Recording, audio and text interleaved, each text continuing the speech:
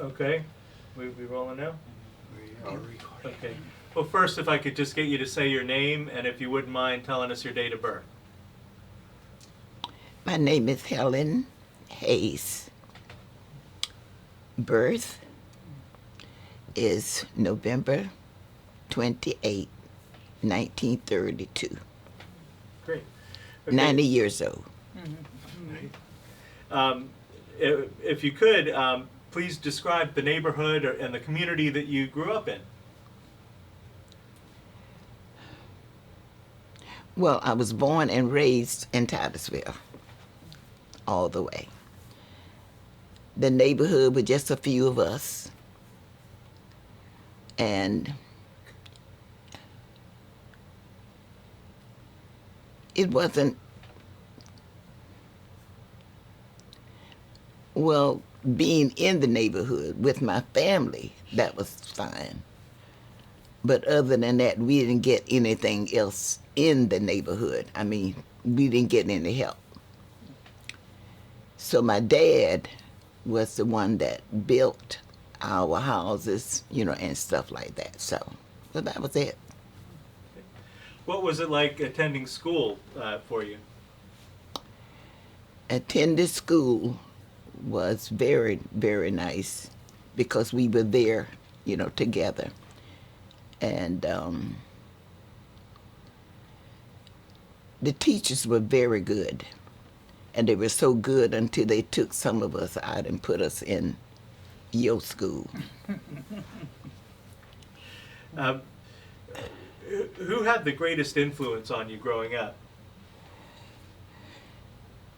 The greatest influence on me growing up, my family, my mother, my father, and I had a few sisters, and they were older than me. They were all older. So it was just nice. And of course I had family. Miss Blanche Williams, all of these are my families, so the people just, we got along with each other, We didn't have anybody. Sometimes you ought to come through the neighborhood and stuff like that, but other than that, it was just fine.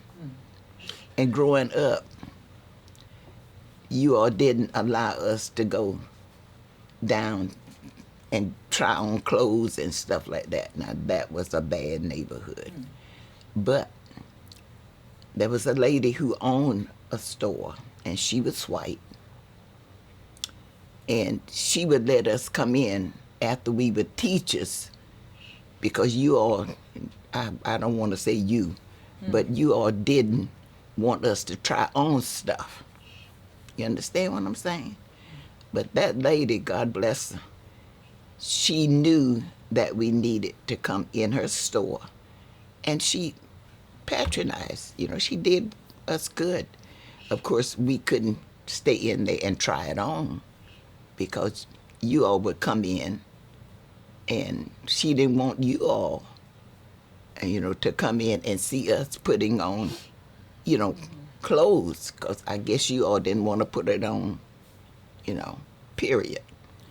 But she would let us pick out stuff, and she would put it in a box, and we would bring that, whatever we wanted, we would bring it to the house, try on whatever you could do, and then you would take the stuff back and tell her which ones you chose, and then we would pay her.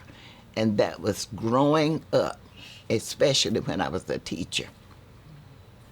Well, tell me how you became a teacher and what was teaching like for you? Well, teaching life had to be for us. And we had two schools that we could have gone. And I ended up going to Tallahassee, A&M, Florida A&M. Cookman was in Daytona, but I ended up going to Florida A&M, and that was the two schools that we were allowed, to go. And it was very, very, very different because we hadn't gone any place, And finally, we got out of Titusville, and got to the school and all. And it was just really, really, really, really nice. And I got a good education.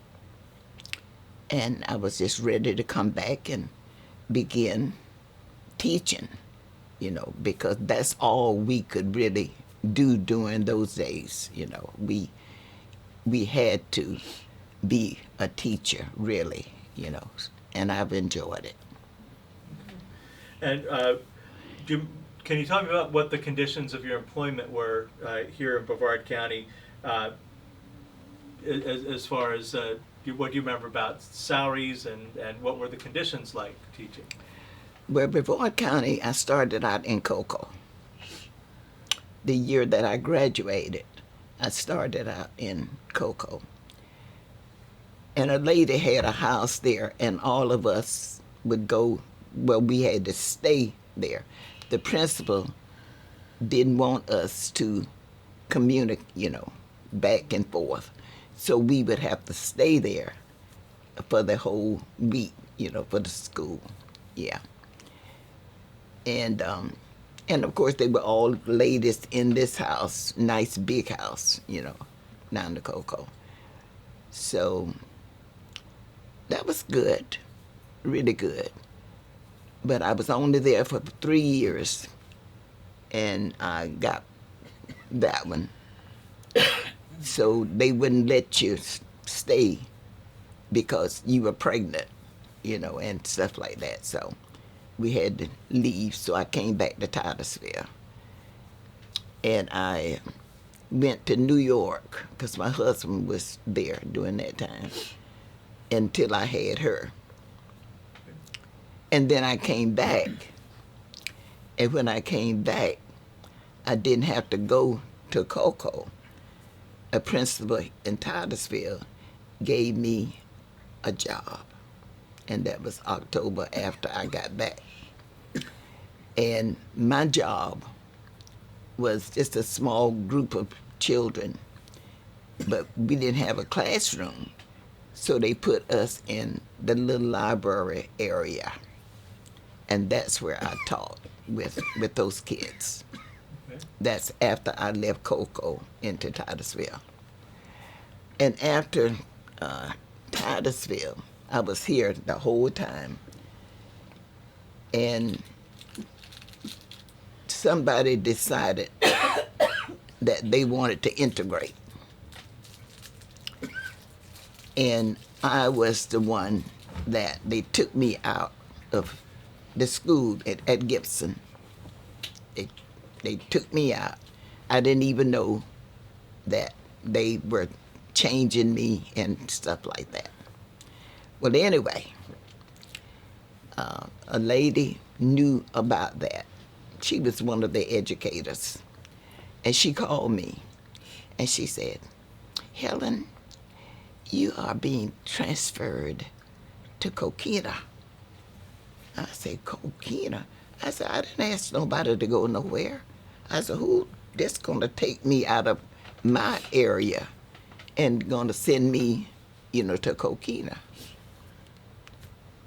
And I said, well, I'm not going. And she said, well, if you don't go, you are not going to have a job. That's what she told me. So the principal called me, and she said that she was the principal that I supposed to come to Coquina. And I told her, I said, well, I didn't ask to go no place. And she said, yeah, but you are supposed to come to Coquina. She said, now I want you to know that I won't be there the whole summer. She said, I'm going on vacation.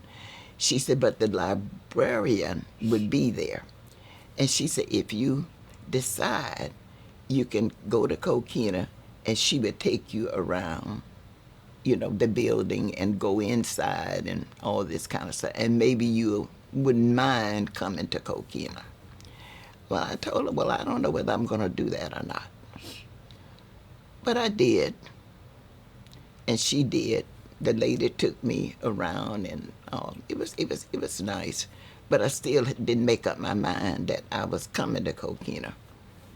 The reason being, my sister lived in the area down there in a grove. You know, they had orange groves. So she and her family was down there. And I was afraid to even think about going in that area because I knew how they had been treated, you know, so. But finally I did. Finally I did because the principal was just really good. I walked out. That was my first time even walking out. But then when, I guess I was crazy, you know, I don't know, because I would walk out and knowing that I needed a job. But I did. I walked out. But that principal of mine was the nicest person to me because I talked to her and told her the things that I really wanted, you know, and I'm a teacher, and I know I'm a good teacher, and I know that I'm going to get, with the kids, everything is going to be all right. But the parents, I don't know anything about the parents. I know how, when my sister was living down in that area, how they treated them. And I didn't know how the parents would be. I said, but you know what? I said, the only thing I ask of you is to be sure that you stand by me if I am right. But if I'm wrong, I don't want you to stand by me. I say, but if any parent or anything come in and, you know, because I knew about Titusville, you know, I was born, raised, still here in Titusville. And she said, you got it. She said, you don't have to worry. She said, you're going to be fine. She said, your record shows that you are just okay with everything, you know, so I did. But it was enjoyable, you know, from there, you know. Great. Now, when you began your teaching career, were you aware of the effort to equalize teacher salaries? There was the court case of John Gilbert, who used to be principal in Cocoa, versus the Board of Instruction, and they were trying to equalize the teacher pay. Were you aware of that case? Of equal pay. I wasn't recognized of nothing but that the check that I got. Nobody, I didn't get it. And I was going to school, and I don't know who even. No, because Mr. Moore was dead. Because before I got out of school that year, they had blown him up. So I didn't recognize that they were going to give us anything. You know, whatever the check you got, that's what you did, you know. Okay. Was that an issue at all, though? I mean, as you were teaching, were people aware that the black teachers were making significantly less than the white teachers? Well, you know, being black, we always was behind. You know, so really and truly, I didn't even recognize, I didn't hear nobody talking about it. They got that little check, and then we tried to live. What else could you do, you know, at that time, you know? So, no, I wasn't really, you know, in on that at all. And I tried to look for my little stubs so you could see what I was making, but I couldn't even find the stubs, you know. Well, you mentioned that Harry T. Moore was dead by the time you started teaching. Do you know about him, or did you meet him, or? Well, I knew him, but I never really met him. I didn't know anything about, and I knew that he was getting around and getting people to, you know, vote and do this and do that. He was a man, you know, that really wanted to do the best that he could do in that neighborhood, you know. But so far as really being with him and knowing anything, because I was in A&M, and then I came in, and about a day or so later then I found out that he had been blown up. Now, you mentioned your experiences in the store and problems with integration and facing other challenges. What would you say was the biggest challenge you faced? The biggest challenge I faced,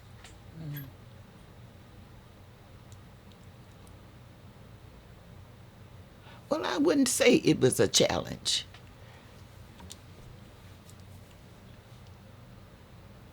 I had everybody in Titusville, we were family.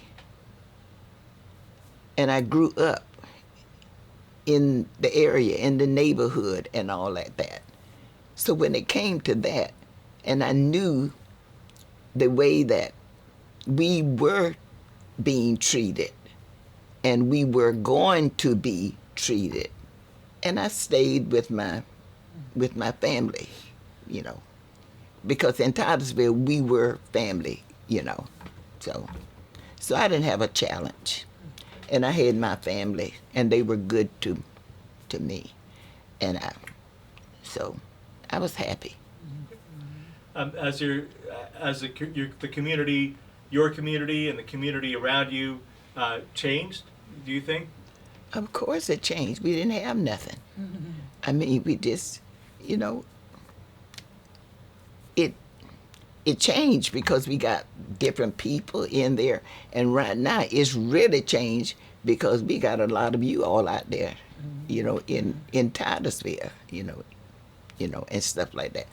So I didn't go against, whatever, because my parents took care of us, and so we were just kids, and but we didn't let nobody just run over us, and stuff like that, because when you all decided to walk through our neighborhood and all that kind of stuff, you had to be really nice to us, because if not, we were going to take care, of you all, So life in Titusville has been good for me.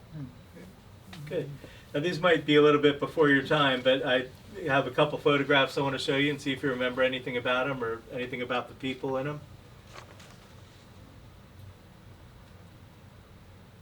That's more over there. I definitely know more, but these other.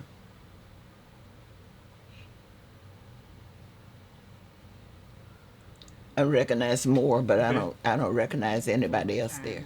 And he was particularly respected in the community.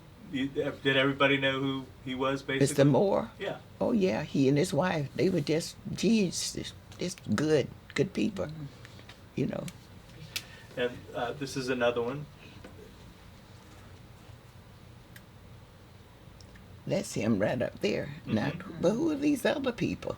I think that's his wife and daughters all standing up, but we're Wait. trying to identify the two gentlemen sitting there. Evangeline, this look like it might be Evangeline. This right here. Right? Yeah, that's the Moore family standing up. We're just trying to see if anybody can tell us who those two gentlemen are sitting there.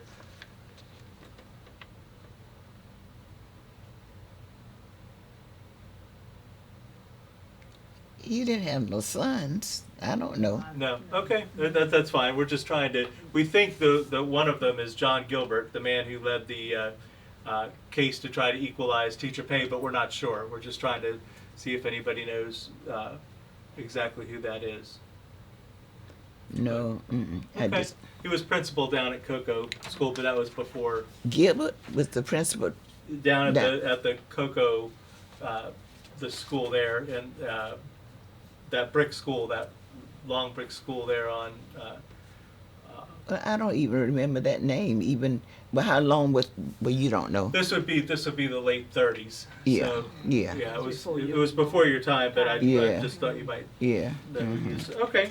Great. Well, I really appreciate you taking the time to do this morning. Well, thank you, and you all gonna help us out.